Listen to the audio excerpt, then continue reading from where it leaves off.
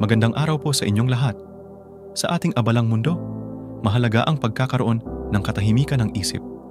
Ngayon, tayo ay magkakasama upang manalangin para sa kaginhawaan at kapayapaan ng ating isipan at damdamin.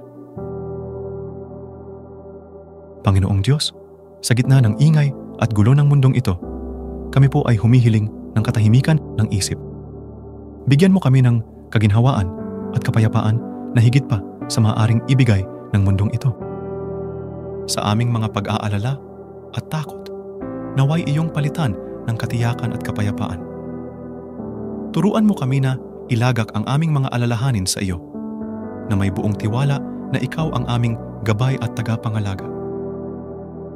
Panginoon, sa aming pagharap sa mga hamon sa trabaho, pamilya at personal na buhay, bigyan mo kami ng karunungan at lakas. Naway kami ay manatiling matatag at mahinahon kahit sa gitna ng mga suliranin. Sa mga sandaling kami ay nakakaramdam ng pagkabahala o stress, naway mahanap namin ang kaginhawaan sa iyong presensya. Hayaan mong ang iyong salita at mga turo ay maging mapagkukunan na namin ng lakas at katahimikan. Panginoon, turuan mo kami na maging mapagpasensya at maunawain sa iba. Naway ang aming pakikipag-ugnayan ay maging daan ng pagpapalaganap ng kapayapaan at pag-unawa, hindi lamang para sa amin, kundi pati na rin para sa iba. Sa aming pagmumuni-muni at panalangin, bigyan mo kami ng mga sandali ng katahimikan na nagpapalakas ng aming espiritu.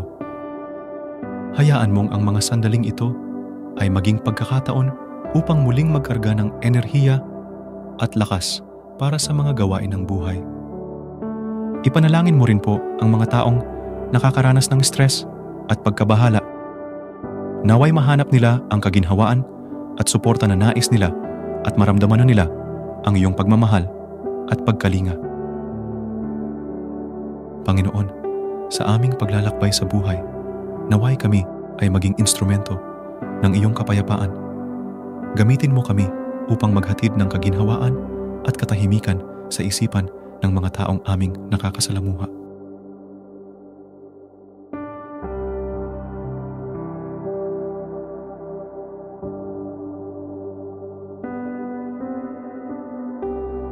Maraming salamat po sa inyong pagsama sa panalangin ko ito. Naway ang bawat isa sa atin ay makatagpo ng katahimikan, ng isip at kaginhawaan sa ating araw-araw na buhay. Hanggang sa muli, naway pagpalain tayo ng Diyos sa ating mga adhikain